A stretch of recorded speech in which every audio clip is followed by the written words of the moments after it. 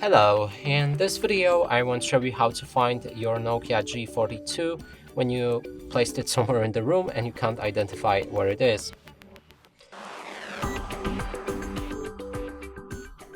And to do this, I'll be using Google Assistant.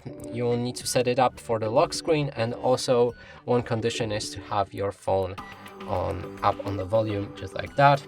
Then we can ask Google Assistant to either play any song or "Where are you?" With that phrase, he will speak out loudly and your phone will be easy to find. Let's try it out. Hey Google, where are you? I live here with you. I hope that doesn't mean I have to pay any rent. And that's it for this video. Hope you like it. Please consider subscribing to our channel, leave a like and a comment below.